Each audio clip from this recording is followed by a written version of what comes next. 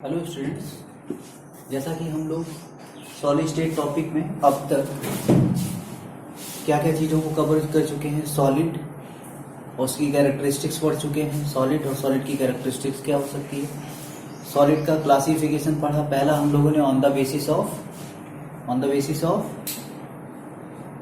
Ordered arrangement, on the basis of arrangement of the particle. इस basis पे वो दो टाइप का था, crystalline solid and amorphous solid. Then हम लोगों ने उसके बाद अगेन पढ़ा on the basis of forces present between the constituent particle. इस बेसिस पे हमारा चार टाइप का सॉलिड था, metallic solid, ionic solid, covalent solid and molecular solid. ये देखा था हम लोगों ने। उसके बाद कुछ डेफिनेशन देखी थी, that is lattice point.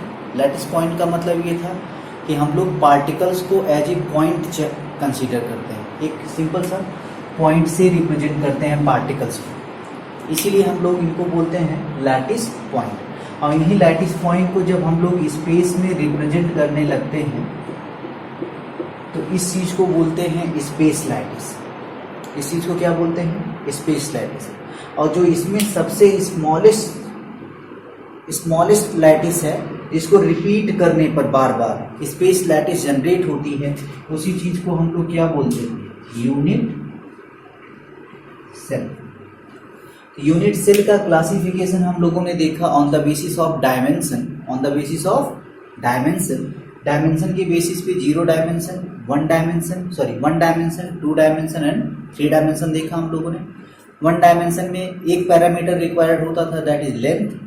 2 dimension में 3 पैरामीटर रिक्वायर्ड होते थे, that is length, width and angle between them. इस बेसिस पे टोटल 5 टाइप के यूनिट सेल्स मिली थी। कौन कौन सी? Rhombus, square, hexagonal, parallelogram and rectangle. ठीक, ये 5 टाइप के हमारे पास ब्रैविस लैटिस मिली थी। उसके बाद हम लोगों ने 3 डायमेंशनल यूनिट सेल पढ़ा, जिसमें आपको याद हो 7 टाइप का क्रिस्टल स्ट्रक्चर आया था। उसके लिए हम लोगों ने एक ट्रिक देखा था, याद रखने का उसको, cute our mother. Cubic, tetragonal, orthorhombic, monoclinic, triclinic, hexagonal and rhombohedral, ये देखा हुआ था हम लोगों ने।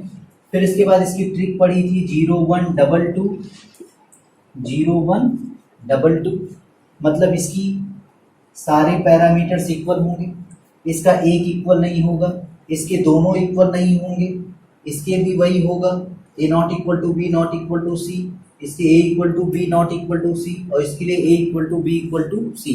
उसके बाद हम लोगों ने इंटरफेशियल एंगल देखा था, अल्फा, बीटा, गामा। सिंस इसके लिए टोटल 6 पैरामीटर रिक्वायर्ड होते थे, तो इस बेसिस पे हम लोगों ने देखा हुआ था। अब अगेन हम लोग, ये तो था यूनिट सेल का classification on the basis of dimension, कौन से डायमेंशन में हम लोग देख रहे हैं। अब हम लोग देख रहे हैं यूनिट सेल का क्लासिफिकेशन क्यूबिक के लिए, on the basis of presence of particle in cubic unit cell, on the basis of presence of particle, on the basis of presence of particle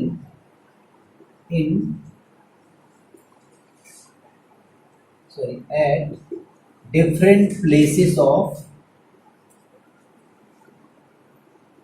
7 crystal system.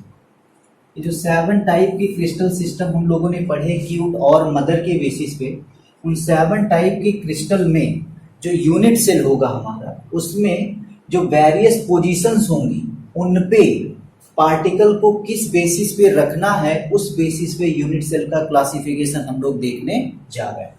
अब एक, अगर हम लोग उसमें से इन 7 टाइप के जो क्रिस्टल सिस्टम थे, उसमें से अगर मैं एक एज्यूम कर लूँ, और वो एज्यूम कर रहा हूं मैं क्यूबिक। आपको पता है कि क्यूब एक 3 डायमेंशनल है, तो प्लेन पेपर पे बनाना इम्पॉसिबल है, बट आपको समझना होगा इस चीज को। देखिए, अगर इसी बोर्ड, जो आपको व्हाइट बोर्ड दिख रहा है, इस व्हाइट बोर्ड को एक स्क्वायर मान लें, इसके जस्ट ऊपर एक स्क्वायर और हो, और वो सभी एक दूसरे से कनेक्टेड हो जाते हैं, एक क्यूब बनेगा। ठीक। इस क्यूब में अगर देखें कुछ प्लेसेस हैं जो आपको ध्यान देना है। वो प्लेसेस क्या क्या है? एक तो आपको दिखेगा corner, corner is the edge part, ये जो देख रहे हैं this is corner. Total how many corners in a cube? Total 8। Corner का जो नंबर होगा वो टोटल कितना होगा? 8 होगा। ये सब आपको याद रखना होगा और यहीं से आपके इमेजिनेशन की जरूरत पड़ेगी, क्योंकि जितना अच्छा इमेजिनेशन होगा उतना अच्छा आपका वर्क होगा। तो अगर आप इस चीज पे ध्यान दें तो, क्योंकि ये 3 डायमेंशनल है, क्यूब की जो हम लोग बात कर रहे हैं 3 डायमेंशनल, इसमें आपको इमेजिनेशन की बहुत जरूरत पड़ेगी। तो कॉर्नर कितने हो गए टोटल? 8। कॉर्नर के बाद अगर मैं स्टार्ट करूं चलना, तो ऐसे चलते हुए दूसरे कॉर्नर पे मैं पहुंच रहा हूं।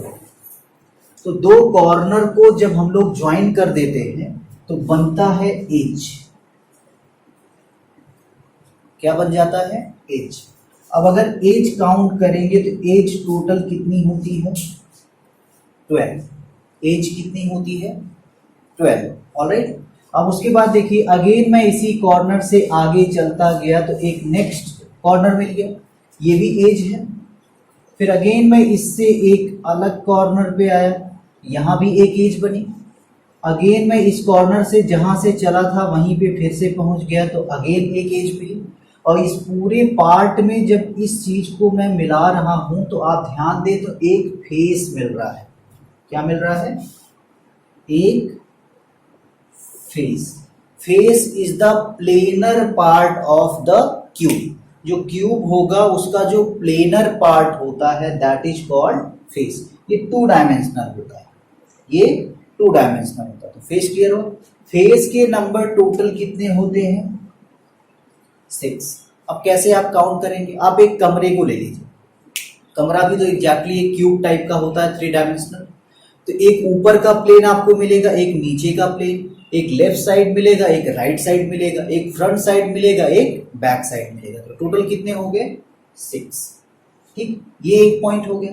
उसके बाद अगेन आप चलते जाओगे तो केवल फेस मिलेगा या तो केवल एज मिलेगा। अब एक चीज और बचता है, कोई भी अगर आपके पास एक बॉडी हो तो उस बॉडी का अपना एक सेंटर होता है,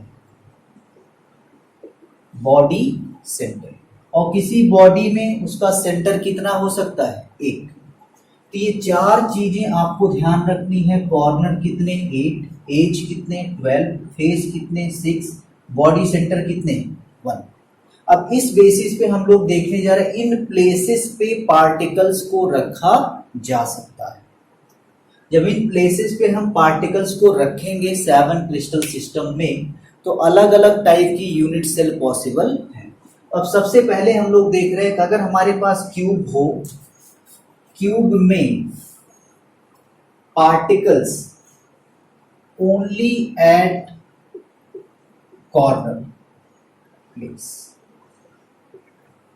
अगर वो प्रेजेंट हो ओनली एट कॉर्नर प्लेस पे, ऐसे यूनिट सेल को बोलते हैं प्रीमिटिव यूनिट सेल।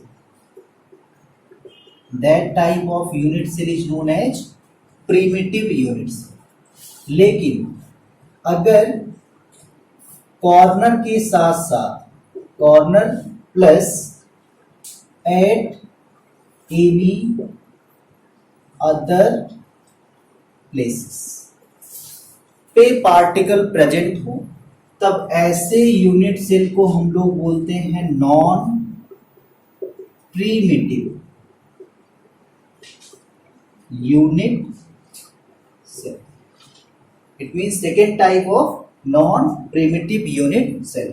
तो इस बेसिस में हम लोगों ने देखा कि यूनिट सेल को हम 2 पार्ट में क्लासिफाई कर सकते हैं। एक तो जब पार्टिकल केवल कॉर्नर पे हो, एक तो जब पार्टिकल कॉर्नर के साथ साथ किसी और प्लेस पे। तो जब केवल कॉर्नर पे होंगे that type of unit cell is known as primitive unit cell. अगर कॉर्नर के साथ साथ और किसी प्लेस पे प्रेजेंट है तो that type of unit cell is known as non primitive unit cell. अब इनमें देखते हैं हम कितने कितने टाइप के बन सकते हैं। तो प्रिमिटिव यूनिट सेल में एक ही तरीका है कि पार्टिकल, मैंने एक क्यूब बनाया, क्यूब में पार्टिकल्स को मैं प्लेस कर रहा हूं एट द कॉर्नर, इसी को बोलते हैं simple cubic unit cell, short form में SCC।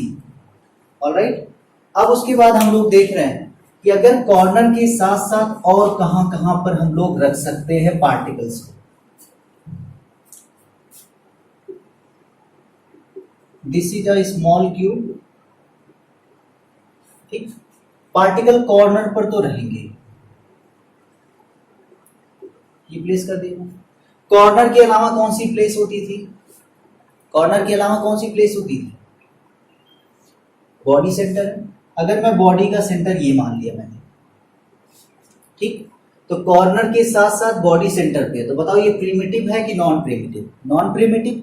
नॉन प्रिमिटिव में इसको क्या नाम देंगे? कॉर्नर पे तो पार्टिकल है ही, अब जो अनदर प्लेस पे जहां पे पार्टिकल प्रेजेंट होगा उसी के नाम से इसको यूनिट सेल में नाम दिया गया।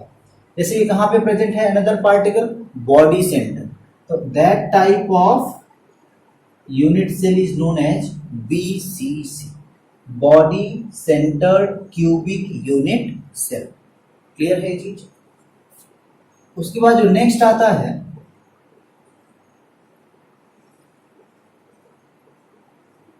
नेक्स्ट इज पार्टिकल्स कॉर्नर पे रख दिया मैंने, ठीक है। अब अगली प्लेस क्या है? फेस। फेस, और फेस में कहां पर? फेस के सेंटर पर पार्टिकल्स होते हैं। तो ये वाला फेस ले लिया मैंने, एक ये वाला फेस है, एक सेंटर लेफ्ट साइड हो गया, this is right side, top, bottom, front face and back face, तो सब फेस के सेंटर पे प्रेजेंट है। That type of unit cell is known as FCC, face centred unit cell. Next तो आपको पता ही चल गया होगा, next is edge centred unit cell, जो कि आपके कोर्स में नहीं है। Edge centred cubic unit cell, और एक और होता है end centred unit cell. End centred unit cell, वो इंड सेंटर्ड यूनिट सेल क्या होता है वो मैं आपको बता दे रहा हूं।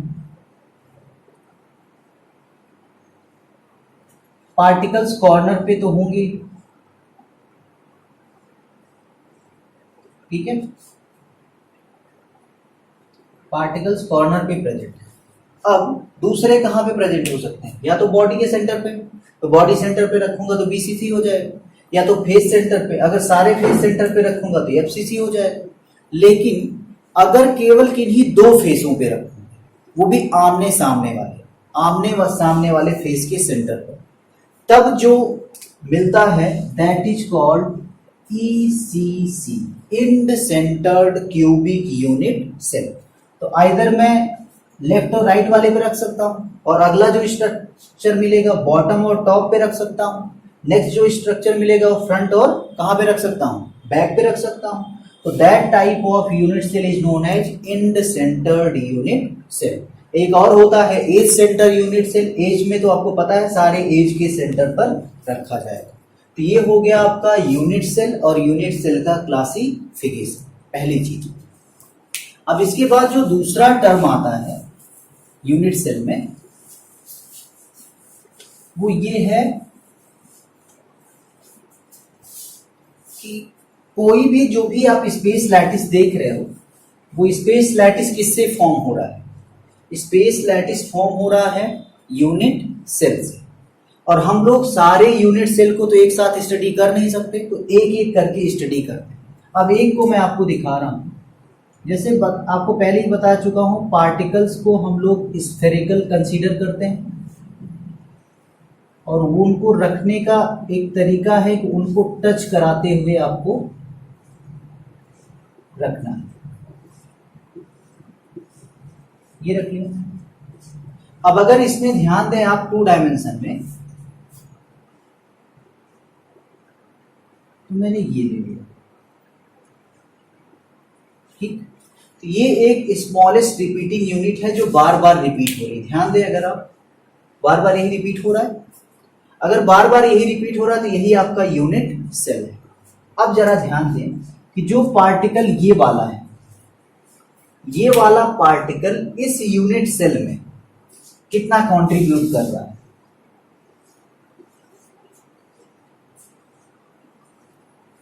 ये तो पूरी स्पेस लैटिस हो गई हमारी, इनफाइनाइट तक आगे भी जाते जाओ आप ऐसे करके।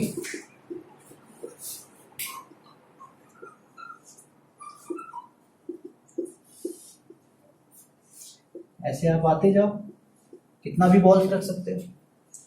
अब ये जो आपको एक यूनिट सेल दिख रही है, ये जो पार्टिकल प्रेजेंट है, अब अगर ध्यान दें आप तो मैं यहां से बनाऊं तो एक और ये यूनिट सेल बन गई, यहां पे बनाऊं तो एक और यूनिट सेल बन गया, ये इससे बनाऊं तो एक और यूनिट सेल बन गया, एक यहां पे भी बन सकता है, एक ये बन गया, एक नीचे भी बना दूं, ये बन गया।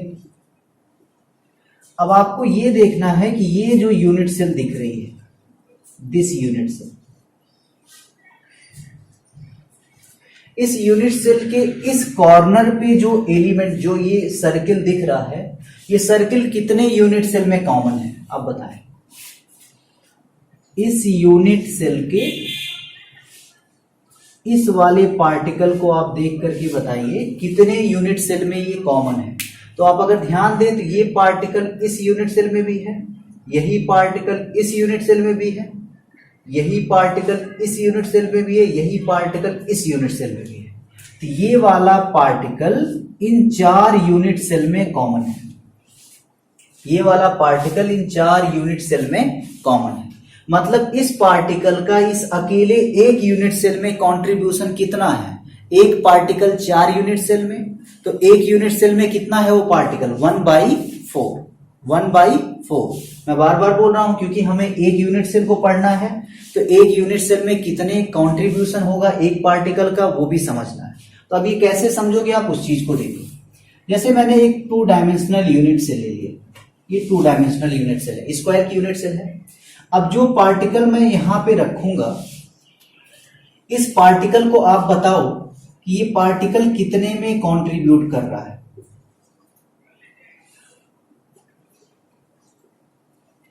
ये पार्टिकल, अब अगर मैं आपसे बोलूं बताओ इस यूनिट सेल में टोटल कितने पार्टिकल रखे गए हैं, तो आपका आंसर आएगा 4। बट आप यहां पे गलत हो, वो भी क्यों? क्या ये वाला जो पार्टिकल है, क्या वो अकेला इसी में है? ये आगे भी तो पार्टिकल में होगा, क्योंकि यही यूनिट बार बार रिपीट हो रही है। अब ध्यान दें इस चीज को, यही यूनिट बार बार रिपीट हो रही है। अगर यही यूनिट बार बार रिपीट हो रही तो क्या ये पार्टिकल केवल इसमें है? इसमें भी तो है। क्या ये पार्टिकल केवल इसमें है? इसमें भी तो है। ये पार्टिकल इसमें भी है, ये पार्टिकल इसमें भी है, ये पार्टिकल इसमें भी है, ये पार्टिकल इसमें भी है। मतलब ये पार्टिकल टोटल कितने में कॉन्ट्रीब्यूटेड है? 4 में। फॉर एग्जाम्पल अगर मैं बात करूं, एक कमरा बना हुआ है, एक जैसे ये मकान बन रहा है, एक दीवार खड़ी हुई है, तो ये दीवार से एक इस साइड रूम बन गया, इस दीवार से अगर इसके साइड भी रूम बन गया, तो बताओ ये दीवार कितने में कॉमन है? इन 2 रूम में कॉमन है कि नहीं? तो ये दीवार क्या कंप्लीटली एक रूम में प्रेजेंट है? नहीं। ये कितने रूम में प्रेजेंट है? दोनों रूम में। तो इस दीवार का एक रूम में कंट्रीब्यूशन कितना है? 1/2। यही समझना है। तो ये जो एक पार्टिकल यहां पे रखा हुआ है, क्या मैं बोल सकता हूं इस यूनिट सेल में टोटल 4 पार्टिकल हैं? नहीं। अब आपको वो कैसे निकालना है वो चीज समझना है। ये कौन सा डायमेंशन है? सबसे आसान तरीका, ये कितने डायमेंशन में रखा हुआ है? 2 डायमेंशन में। तो आप समझ जाओ, एक पार्टिकल यहां भी होगा, इसकी अगर मैं बात करूं, इस वाले की, ध्यान दीजिए इसे, एक इधर भी होगा, ठीक। मतलब एक रूम यहां पर भी होगा, एक यहां पर भी होगा, एक यहां पर भी होगा, एक, तो ये है ही है। तो ये वाला पार्टिकल कितने में कॉमन हो गया? टोटल 4 में। मतलब जितने हैं उतने उस साइड आप मूव कर जाएं। एक इससे, 2 इसी पॉइंट से, कितनी लाइंस बन सकती है? इसी पॉइंट से, ये जिसमें ये पॉइंट कॉमन होगा, तो ये पॉइंट कितने में कॉमन है? 4 में। तो यहाँ पे इस पार्टिकल का कंट्रीब्यूशन कितना हो गया? 1/4। इस वाले का भी कितना होगा फिर? 1/4। इस वाले का भी कितना होगा? 1/4। इस वाले का भी कितना होगा? 1/4। टोटल कितने पार्टिकल हैं? 1 पार्टिकल। किसमें? ये जो यूनिट सेल आपको दिखाई दे रही, जिसमें लग रहा है कि 4 पार्टिकल हैं, बट एग्जैक्टली उसमें कितने पार्टिकल है? 1 पार्टिकल। यही चीज आपको समझना है, यही चीज आपको समझना है। इसी चीज को बोलते हैं contribution of the particle in 1 unit cell. एक यूनिट सेल में पार्टिकल का कंट्रीब्यूशन कितना होगा? अब पार्टिकल हमारे पास 2 प्लेसेस पे होते हैं, एक तो कॉर्नर पे। अब अगर हम लोग 2 डायमेंशन में बात करें, 2 डायमेंशन में, तो 2 डायमेंशन में कॉर्नर वाला पार्टिकल कितने से अटैच था? 4 से। यहां पे देखिए आप, 4 से, ठीक, 4 में कॉमन था। क्लियर हो रही बात ये? ऐसे ही कॉर्नर का पार्टिकल जब 3 डायमेंशन में होगा, क्यूब में, उसका कंट्रीब्यूशन एक यूनिट सेल में कितना होता है? 1/8, बिकॉज ये 8 में कॉमन होता है। अगर मैं एक क्यूब बनाऊं, ये क्यूब बना दिया मैंने, यहां पर जो पार्टिकल होगा ये कितने रूम्स में कॉमन हो सकता है? तो अगर आप एक डायमेंशन की बात देखें, ये एक डायमेंशन आपको बताया है, ये वाला पार्टिकल कितने में कॉमन था? 4 में। एक और इसके ऊपर होगा तो कितने और बन जाएंगे? 4। देखिए ये वाला पार्टिकल यहां पे हो गया 1, 2 में, 3 रूम में, और ये कितने में हो गया? 4 रूम में। अब इसके ऊपर भी तो 4 रूम होंगे, तभी तो 3 डायमेंशन बनेगा। तो कितने में कंट्रीब्यूशन हो गया इसका? 8 में। 2 डायमेंशन में 4 था, तो 3 डायमेंशन में कितना हो गया? 8। मतलब क्यूब में कॉर्नर पर रखा एलिमेंट, एक एलिमेंट कितने क्यूब में कॉमन होगा? 8 क्यूब में। तो 1 में कंट्रीब्यूशन कितना होगा उसका?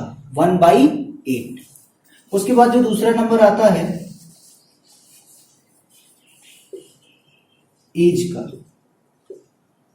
एज सेंटर पे जो पार्टिकल होगा उसका कंट्रीब्यूशन कितना होता है? 1/4। वो कैसे? अब अगर क्यूब का एक एज ले लो, ठीक, या मैं ऐसे बताऊं, ये जो बोर्ड दिख रहा है, व्हाइट बोर्ड, आपको एक क्यूब का एक फेस है, तो ये जो 2 कॉर्नर दिख रहे हैं आपको, इनको मिला दो तो क्या बनेगा? एक एज बनेगा। अब ऐसी एज बताओ इसमें कितनी है? 1, 2, 3 एंड 4। अब इसके क्यूब बनाने के लिए इसके ऊपर भी होगा, तो कितने आएंगे? उसमें भी 4। अब वो दोनों एक दूसरे से लिंक्ड होंगे कॉर्नर, तो 4, 2 इस साइड होगा 6, 2 इस साइड होगा 8। क्लियर हो रही बातें? और 2 और 2 डाउन, तो टोटल कितने हो गए? 12। तो टोटल एज सेंटर कितने होते हैं? 12 होते हैं। और जो एक एज होती है वो तो मैं आपको बता ही चुका हूं पहले, एज सेंटर कितने होते हैं। अब जो एक एज होगी वो कितने में कॉमन होगी बताइए? एक एज। अब इस लाइन को अगर आप देखें तो पहले 2 डायमेंशन में सोचिए, ये वाली दीवार, एक कमरा समझ लीजिए, ये एक कमरा है स्क्वायर में, ठीक, ये वाली दीवार एक और ऐसे ही कमरे में कॉमन होगी क्या? इस साइड भी मैं एक बना दे रहा हूं आपकी कंफ्यूजन दूर हो। क्या ये वाली लाइन क्या इसमें भी कॉमन है? नहीं, ये वाली लाइन केवल इन 2 में कॉमन है, 2 में। तो अब ये तो 2 डायमेंशन की बात होगी। अब 3 डायमेंशन में सोचो, इसके जस्ट ऊपर होगा, इसके जस्ट ऊपर, दोनों में, तो टोटल कितने हो गए? 4। तो एक पार्टिकल यहां पर रखा हुआ कितने में कॉमन है? 4 में। तो एक में कितना होगा? 1/4। तो ये कंट्रीब्यूशन किसका हो गया? एज सेंटर का। इसको आप इस चीज से समझ सकते हो, डस्टर से। एक देखो, ये एज सेंटर हो गया, ये क्यूब दिखेगा आपको टोटल, ऐसे बना दें, एक फेस हो गया, second face, third phase, fourth, fifth and bottom 6।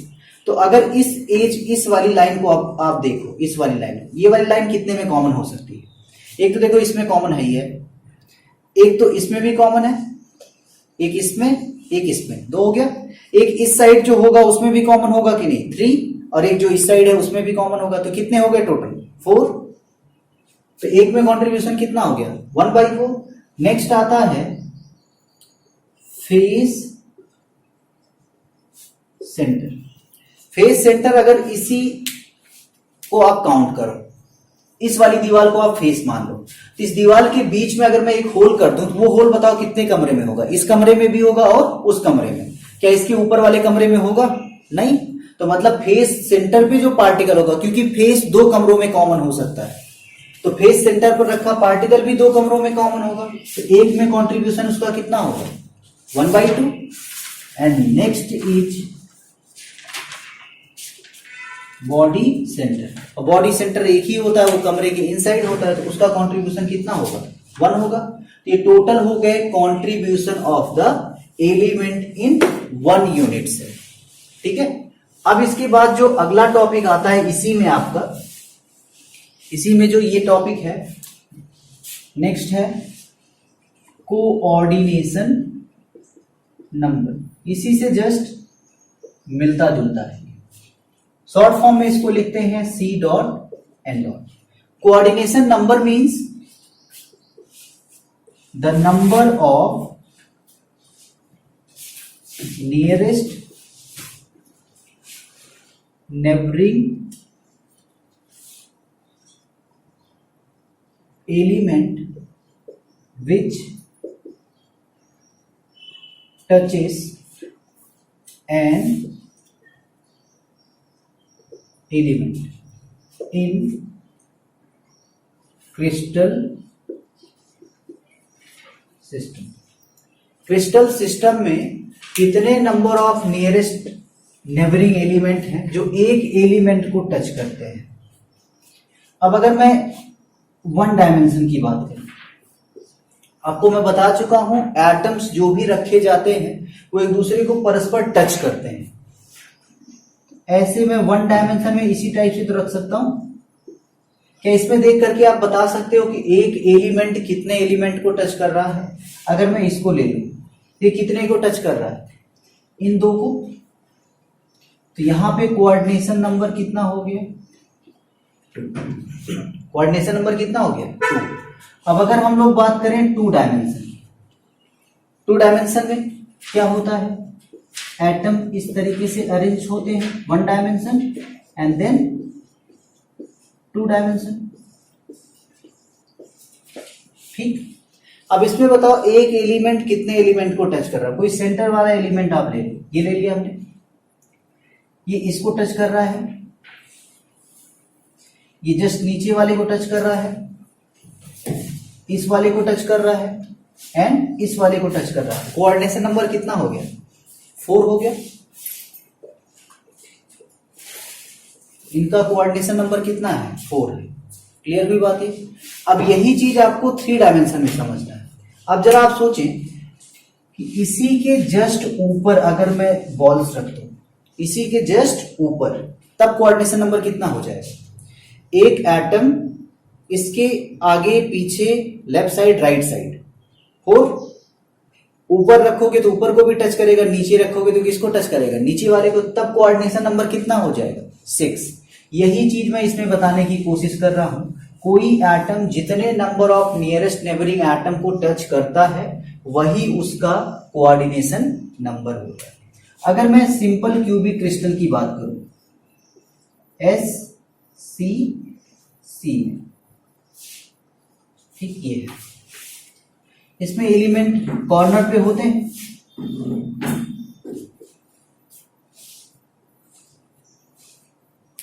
Corner. अभी आप ये बताएं कि ये एक एलिमेंट, ये वाला जो दिख रहा है, ये कितने एलिमेंट को टच कर रहा है? तो वैसे तो लगेगा ये एलिमेंट इसको भी टच नहीं कर रहा है, लेकिन मैंने आपको बताया क्या, ये दूर दूर आपको दिखाया जाता है, एक्चुअल में ये एक दूसरे को टच कर रहे हैं, एक दूसरे को टच कर रहे हैं। कैसे ये बनता है वो सिस्टम आप समझ लें।